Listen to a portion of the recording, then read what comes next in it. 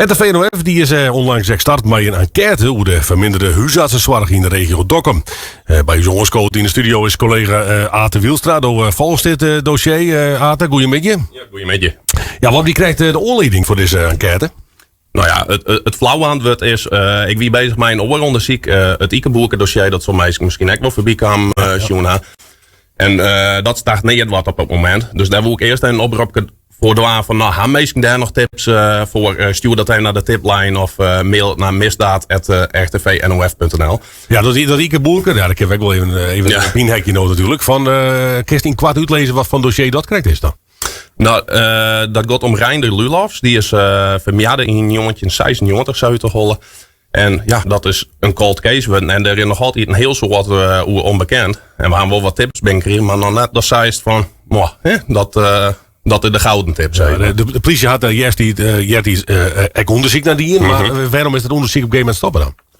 Ja, eigenlijk omdat die gouden tip dus net binnenkwam is. En we gaan een schofje contact met de politie van oordelen cold case zaken. En gaan we zijn van, nou, is er misschien een gearwerking mogelijk dat we uw tips naast het dossier lezen kennen. Maar ja, dat slaagt het helaas. Daar gaan ze geen tijd en personeel voor. Dus ja, we zijn nu nog op zoek naar die gouden tip, zeg maar. Ja, die gouden tip. Nou ja, goed. Er is inderdaad over gepubliceerd. Hè. Je had er artikels op de website gezet. Er is volgens mij een film kon maken, me niet vergis. Klopt, ja. Dus ik ben er nog net echt tips op binnenkam. Komt er binnenkort weer naar je oproep van je op een site? Of nee, in principe, we gaan het laatste artikel gaan we inderdaad afsluiten met van, nou, ga je nog informatie? Nou, jou het dan om, zeg maar. Maar ja, ik denk, ik zit hier nota, dus ik beneem het nog weer even. Neem het even mee, geen enkel probleem. Nou, ik wil het even hebben hoe die huisartsenzorg in de regio Dokkum. Ja, er is op een gegeven moment oorscout op bepaalde tijdstippen. Waarom is dat correct? Ja, ze zijn nu bezig met een pilot. Dit gaat dan over de huisartsenpost in Dokkum. En die rent tot maar 1 januari, een periode van een jaar hier. Waar er net meer een huisarts op de huisartsenpost zit. Normaal sprutsen rieden die nog visite, zeg maar. Want dat is sowieso een punt van wat bij een pruttenmeester blijkbaar nog net helemaal duidelijk weer. Maar die huisartsenpost zelf, die is sinds 2015 al sletten voor, nou, dat is daarheen een kist voor een consult, zeg maar. En daar draait u onderzoek dan ook meer om. Ja, en dat gaat dan te meisje met bepaalde dienstippen, nachts, weekends? Ja, klopt, nachts van, nou ja, eigenlijk van een uur of half kist er net meer terug te, zeg maar.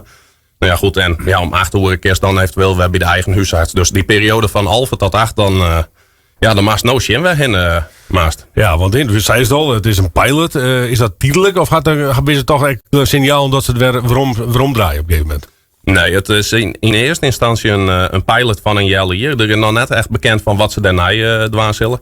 Ze doen zelf ook een onderzoek dat Zorgbelang Friesland. Ik hoop dat ik het zo goed zeg. Die doet echt specifiek een onderzoek naar disapproved daar, zeg maar.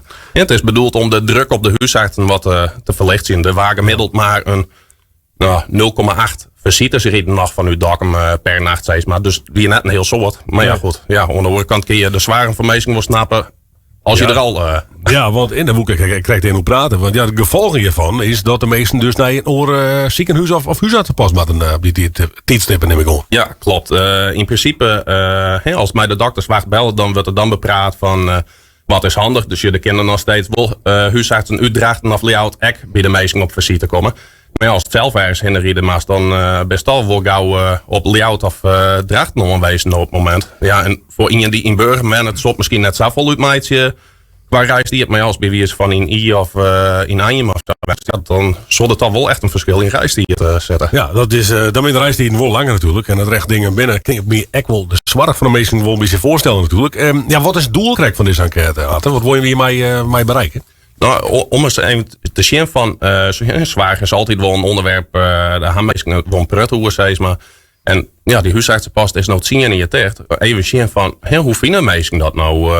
Ja, is het zorgwekkend of net? En ja, misschien kun je direct wel een signaal is misschien net goeie woord, maar een beetje duidelijkheid in bieden, zeg maar. Ja, hoe je mensen er nou naar dat die past dichter is? Een stukje transparantie naar je elke ding en taal. Ja, tot besluit. De uitkomsten van deze enquête, wanneer presenteer je hem direct? Nou, ik hoop als je het een heel soort data, we gaan wel aardige respons krijgen. Iets van 400 mensen gaan reageren op een enquête. Ja, of dat dan is omdat zwaar zo'n een onderwerp is wat mensen ongot af omdat er een paar priskes aan hangt, weet ik net. Maar nee, met wel aardig data, maar ik hoop nou, maximaal eind volgende week in ieder geval een artikel over die enquête uit te brengen. Oké, nou dat is al heel snel, dus eind komende weken. Dus ja, de zoekzijde de meesten met de website maar in de gaten houden. rtvnof.nl. Ate Wielstra, tegen dank voor de komst naar de studio. Ja, geen dank.